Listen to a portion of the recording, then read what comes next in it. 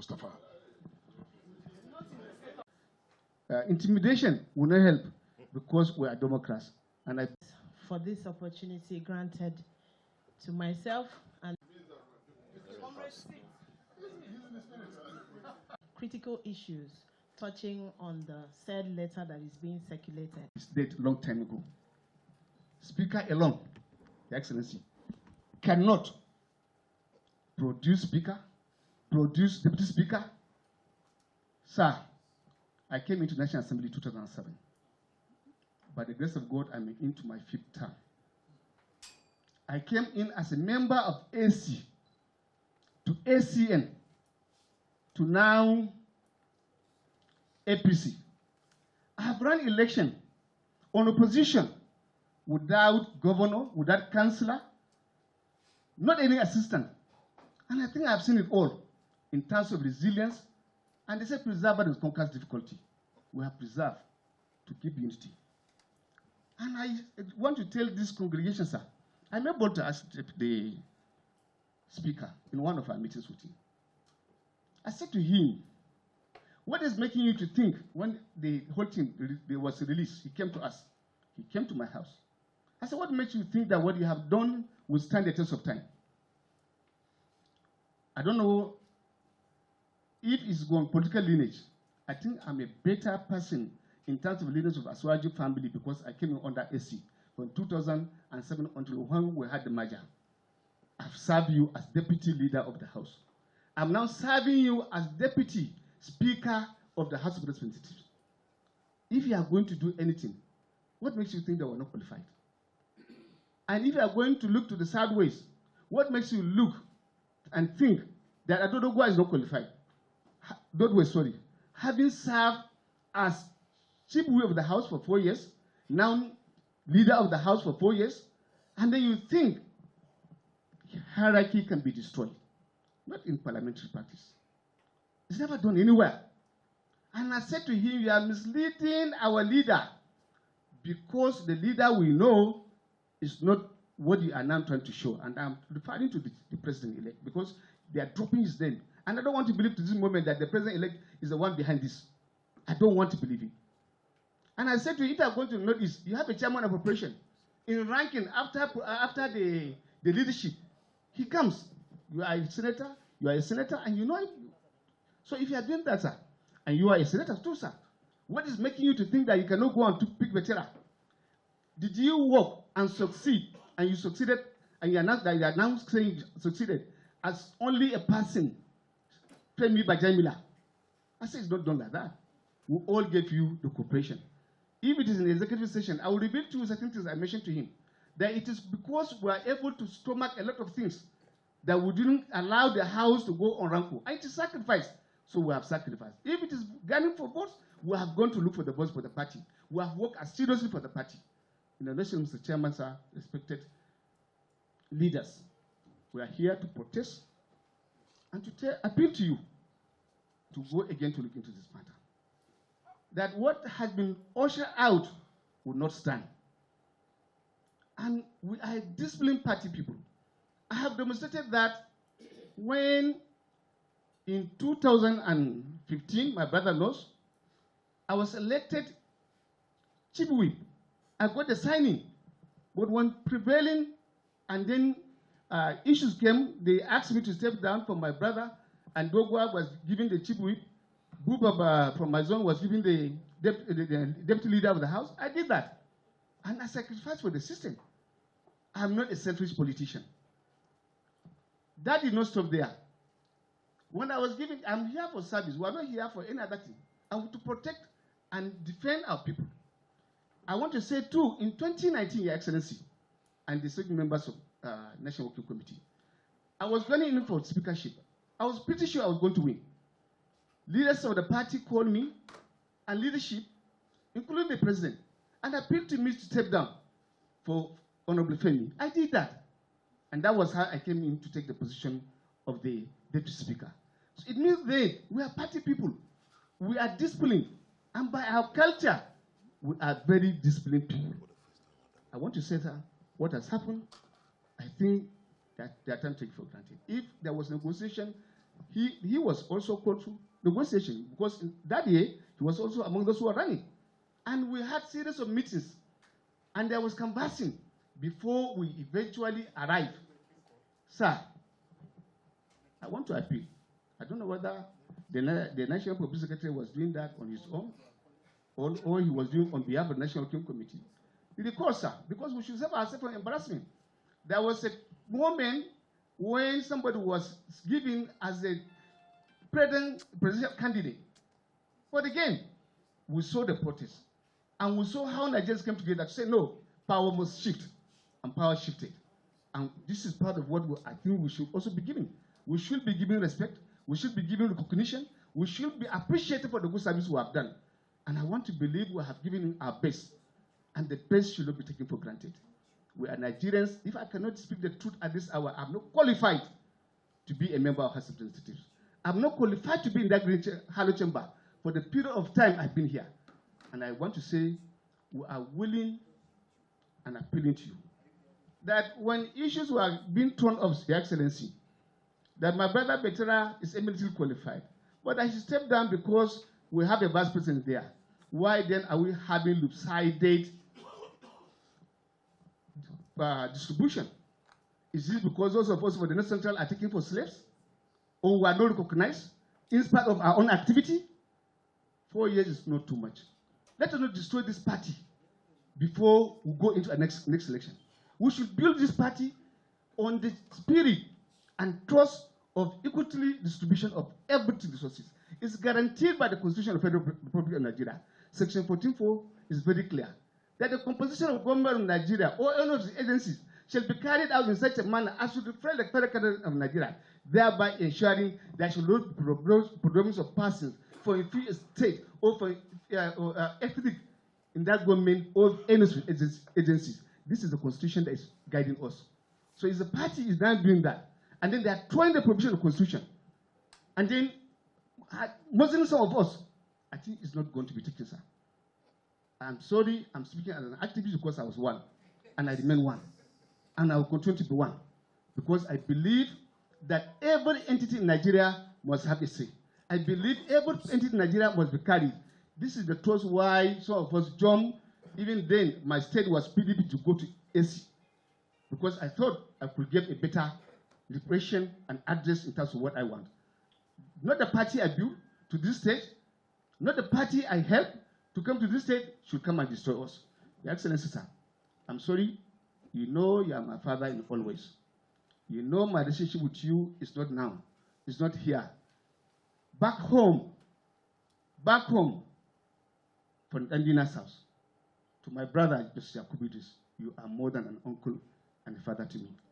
I cannot, for any reason, speak to you the way I'm speaking to you, but because of the reality of the situation, I have to talk to you in this manner. And I appeal to you, sir, and I appeal to the conscience of this great institution of our party to again revisit what they have done.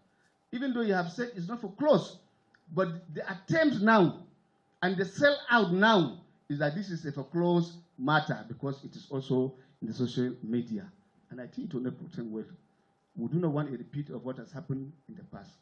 We should not forget about the temporalization of what happened in the House of Representatives. We should not forget about the emergence of how Saraki became the Senate President. The party, as of today, we do not have the majority to be that arrogant. And we should not take people for granted. Thank you very much, sir. This is my comment, sir.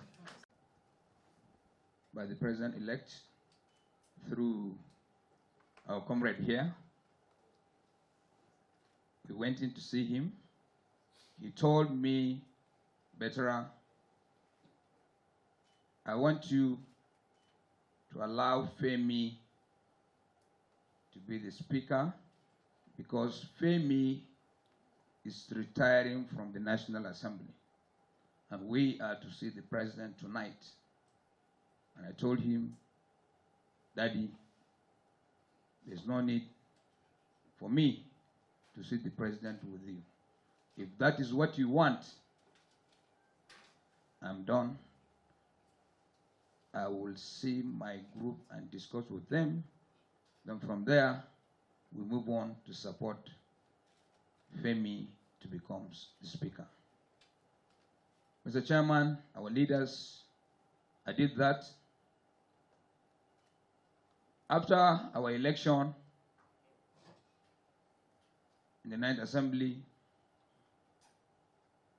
the President-elect still called me and said, BETARA, I want you to hold the house for Femi.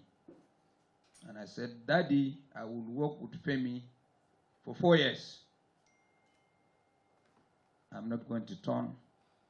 If Femi really is ready to work with us with an honest mind, and he said, go ahead, I will talk to him.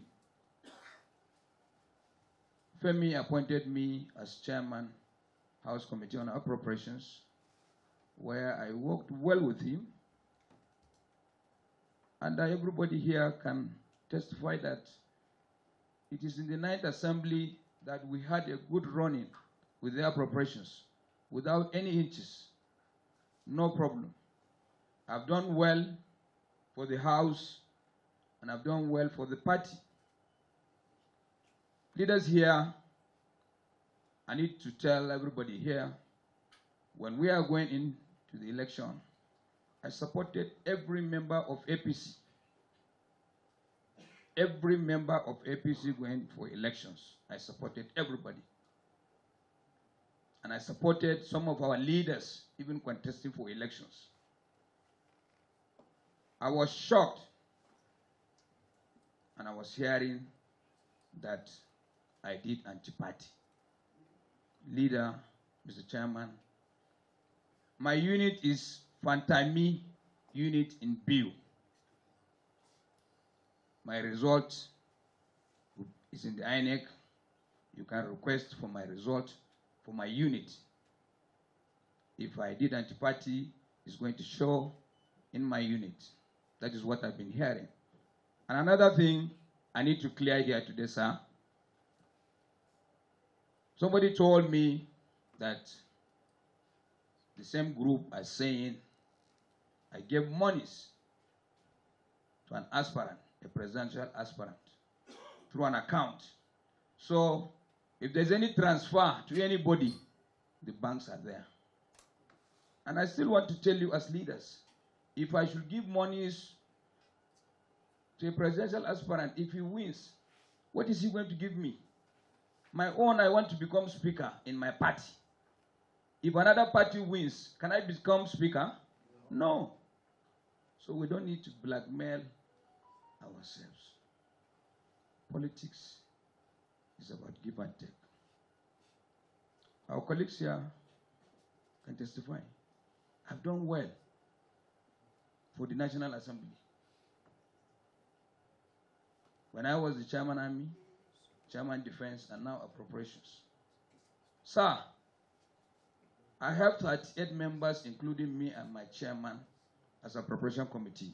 But for me to stabilize the House, I co-opted 100 members to my committee. We are 138 members in my committee. Just for me to stabilize the House for Femi. But today, we're aspiring for speakership. As I said that day, the deputy speaker, the House leader, myself, and equally his brother here, Marian, Sada. We are not against our leaders. But if we should sit down and say, okay, sit among yourself and pick somebody you know you can work with, it's easy. It's easy. But the person the speaker is trying to even pick, there are some of our colleagues in the same assembly that even don't know him, sir. That's the truth. I'm not lying.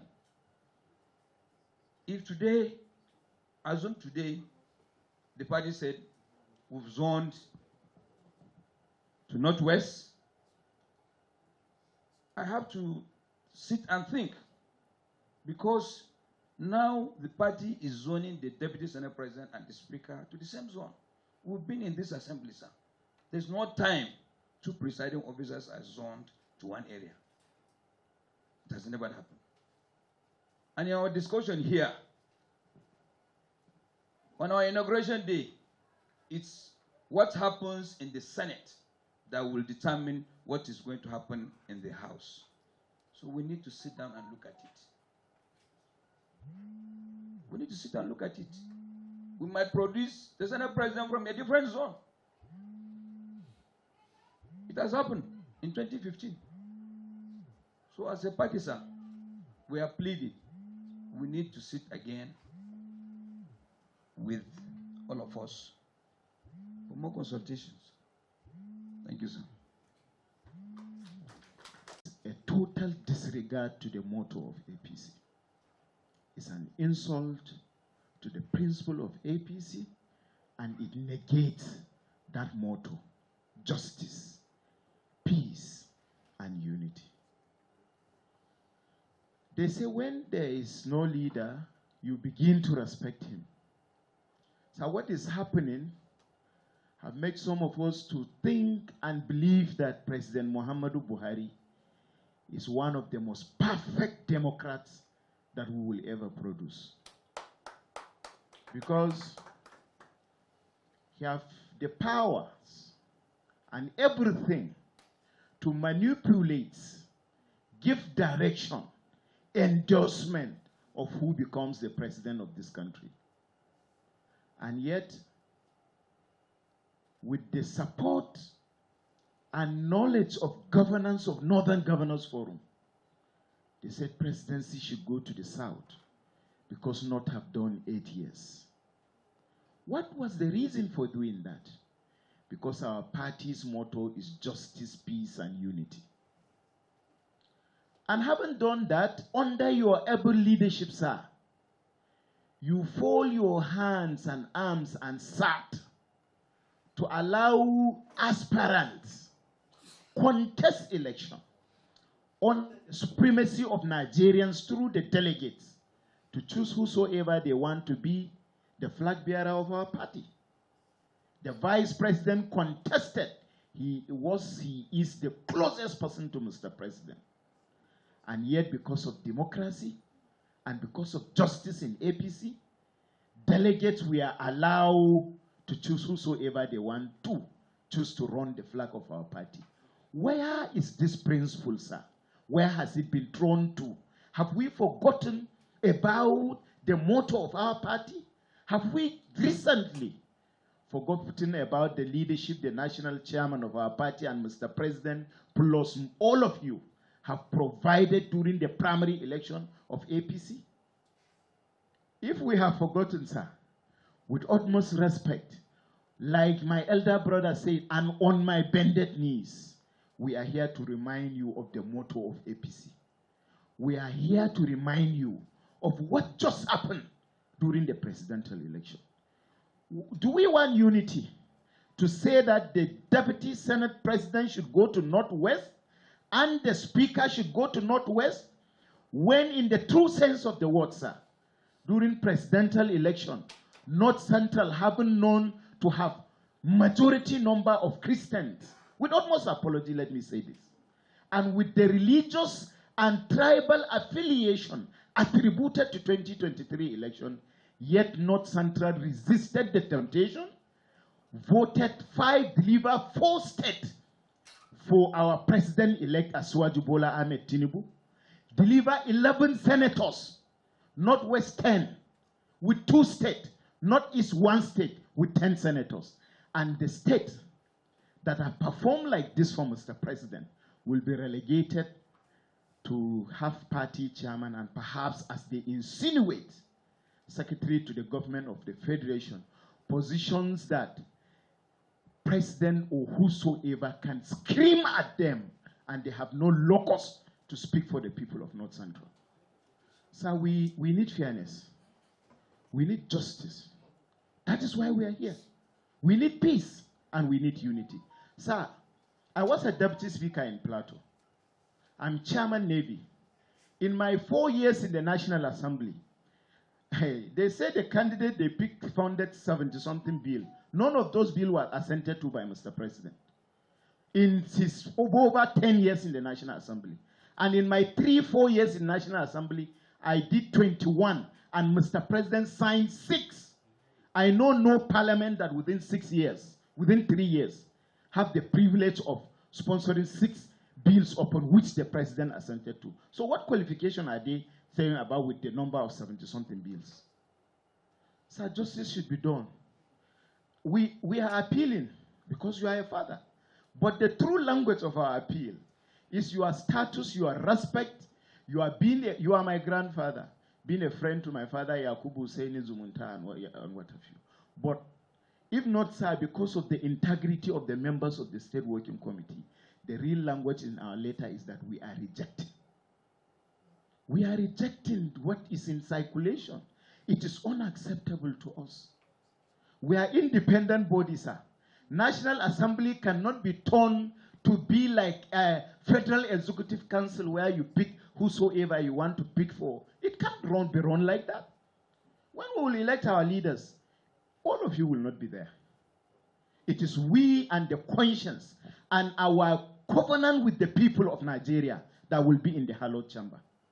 So it is better. It is not let the wrongs that is meted. That thing is wrong. So let the wrong that is meted be righted. Unless this is done and justice is done, sir, our party should not hope that our loyalty will be guaranteed at the detriment of justice, peace, and fairness. We will respect justice, unity, and peace, equity in the chamber. But only if your instruction is in line with this principle of our party. So do not hope that we that come here will succumb to any instruction and any directive given to us. Thank you for giving me the opportunity to speak. Let the way and manner president is chosen, leadership of the National Assembly too should be given that opportunity to choose its own leader, zone it, allow the zone to choose whosoever, allow the members to choose whosoever they want to choose from the zone for the betterment of democracy. God bless you, sir. A 31-year history in the National Assembly corridors. I was a staff of the National Assembly for 15 years, left at the managerial level. I contested election in the 6th Assembly, 9th Assembly, and the 10th Assembly. I have military service of 15 good years in the service of parliamentarians. I drafted over 120 bills for parliamentarians. I don't know how many motions I have drafted for parliamentarians, right from the president-elect in 1993 when he came, when he was a senator at the conference center. We were there, young officers. So I think that's one aspect. Mr. Chairman, my distinguished members of the NWC, it was preposterous when I was informed about the reason. Very preposterous. I didn't want to say it on there, but when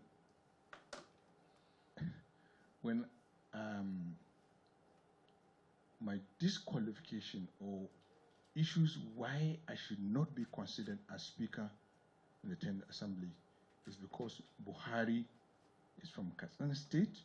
He has just finished being president.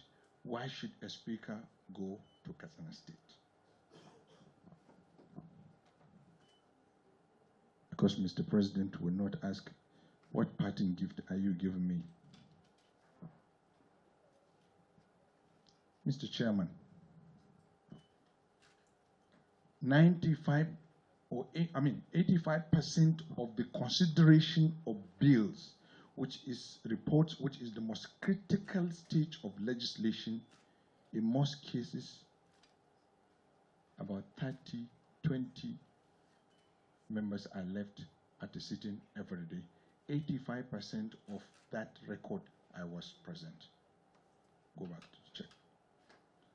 Mr. Chairman, we are not against anybody.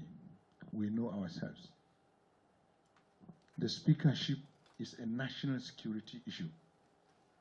There are 13 things that we do not want to say. The speakership is a national security issue. I hope the party is listening. The speakership is a national security issue. For those of us who know the history of National Assembly, I know what I'm talking about. So shine your eyes. Mr. Chairman, sir, the party APC is a listening party.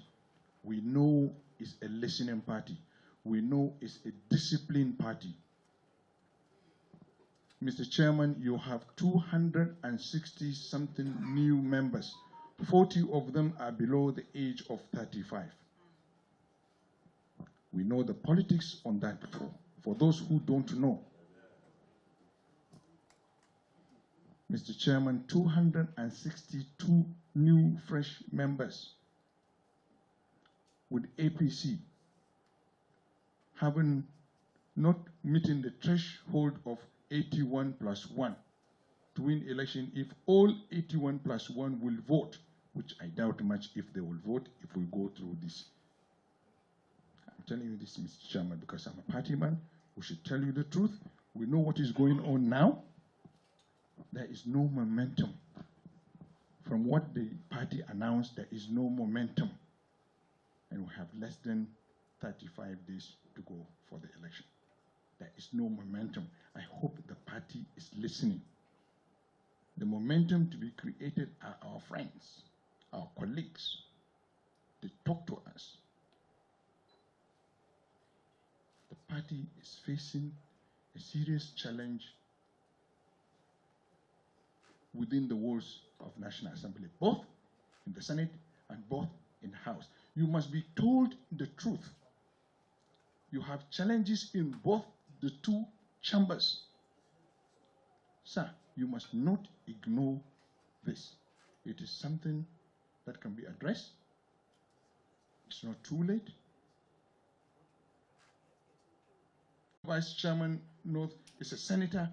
So the party, the government will leverage on the advantage it has on National Assembly to push its agenda because they are all members of the party, members of the National Assembly. If we fail to leverage that advantage, Mr. Chairman, the party will not take that advantage in those two chambers.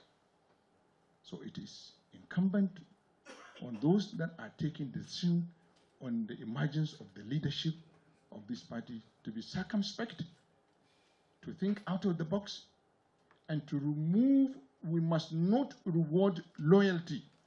Once you reward loyalty in politics, you wait for the doomsday. We must not attempt to reward loyalty in terms of power sharing. We have seen it all. We have seen governors that give their deputy governors. Yes, sir. Not reward. Yes.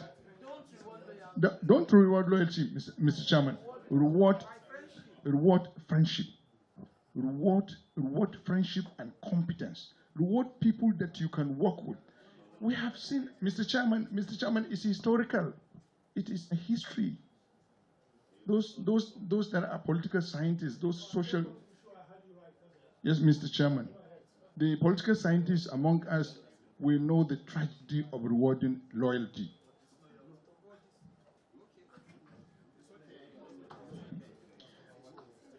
Just people choose people because they feel they are loyal. If you choose people that you think they will be loyal to you, you wait. So choose people that you think are your friends, people that will listen to you, not people that you think they'll be loyal to you. Because what is being organized is thinking people that will be loyal. Thank you, Mr. Chairman. That distribution of reward also has to be hinged on equity, fairness, and justice. Our party has made us to believe that there will be reward for every hard work. And that's why from Imo State and the Southeast, where I come from, we delivered. Working from the APC and from the Southeast, where I was treated like a leper, working with the party at the behest of an election where a strong candidate of Labour Party is from the Southeast, taking such risks and losing lives of my beloved ones, all in loyalty and defense of my strength and alignment with the party, is a proof of loyalty, and the reward is what I seek for.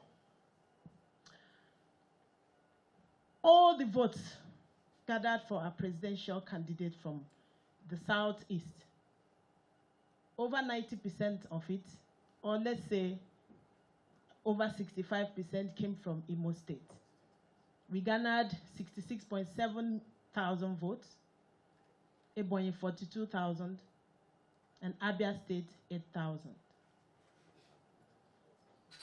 If we stuck our neck and lost lives in defense of our party, and when it is time for reward, I believe it is the state that has delivered that should be given the right of first refusal, and not the excuse that was being peddled, that is, Abia State does not have a governor, and so whatever leadership position comes to the Southeast should go to Abia. I think it is demoralizing. Every state had an APC Guba candidate, and they were given the opportunities to go and mobilize, vote, and get the party elected. Were they all sleeping when the same LP took over Abia? So are we now saying that hard work and the result that we produced, which should speak favorably for me, is now working against me? Or is it said, because I am a woman? But when a woman kills a lion and the men run away from the war, should I not be given the right to be a part of the lion which I killed? It is unfair that the meal that I have taken time to prepare, I'm not even allowed to be at the table where it was shared. This is very, very emotional for me, especially the fact that I was part of midwifing this NWC. I did not sleep for 3 nights, and everybody here can attest to it. When a woman is with a project, she commits her time and life. At the time where there were divergent interests, I stuck with us and ensured that we had a seamless voting and election process, which produced as president-elect today. I would have thought that my role, even in the emergence of this hard-working NWC, and our president-elect would have offered me an opportunity to at least be consulted, but it did not work. But I'm still a party woman, and I would rather Jojo than war. The second note is the party presented us with a manifesto which is brilliant, well encapsulated, and clearly articulating the need for women inclusion and gender mainstreaming. We mobilized myself and other women to get interest and get interested in politics and politicking, because over 49.5% of the Nigerian population is women. And if you disregard this chunk population, then we are headed for anarchy. In a bid to attract more women to the electioneering process, the party, in its magnanimity, offered a 50% reduction in the nomination forms for interested persons during the primary election. That was also extended to persons with disability. We are considered as a vulnerable group. So I want to thank the party for that gesture, but it's now considered as a Greek gift. because you gave with one hand and you're about to take it with the other hand. We labored tirelessly. 44.4 million Nigerian voters are women. Over 35 million Nigerians are persons with disabilities. I represent the voice of those vulnerable groups. I was not reflected in the list. Where is the fairness, equity, and justice that we so proclaim and profess? Mr. Chairman, our leaders, everyone here who knows me can attest to the fact that I come with content capable to add value where I go.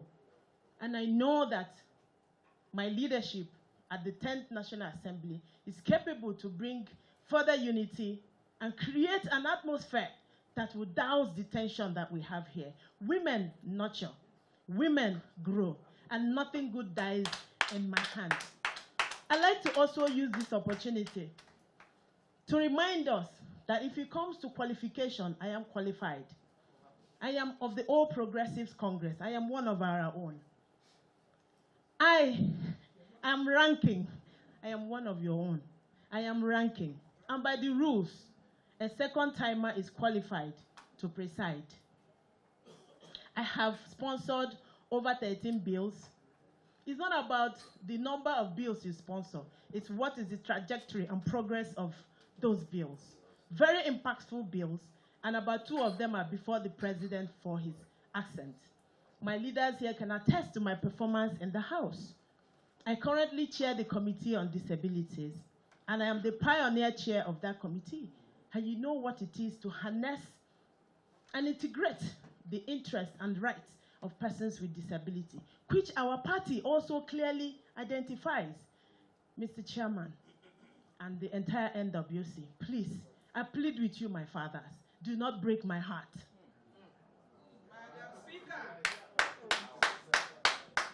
Allow us to talk to ourselves.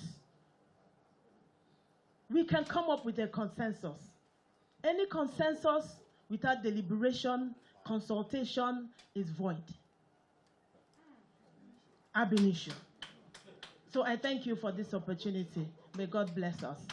We have met with the national working committee members, and you have been able to express yourself. Sincerely, we fear with you. Should the NWC fail to listen to your appeal, what's going to be your next line of action, sir? I want to believe that the NWC members is made up of very eminent, honorable, distinguished personalities, and I want to believe just as they have listened to us, and even their letter, and the president-elect are all true Democrats. I do not want to go for the negative. My answer is very positive. I'm very positive that the issues raised in our letter will be addressed. So you are sure, sir, from what? I am more than sure. Sir, there are reports already that there is a G6. There are G6? A G6, yes, what? Speakership aspirant. Okay. A group of six Speakership aspirants. Yep. So as the struggle continues, are there any plans to, future one person among? Certainly, there will be only one person that will be in that seat called Speaker. Not all can be there. And I believe as politicians, as Democrats, the whole thing is to build consensus and true consensus. Have you reached consensus on your own? No, that is not the time is not yet there. Thank you. Let the right thing be done first. Thank you. Thank you.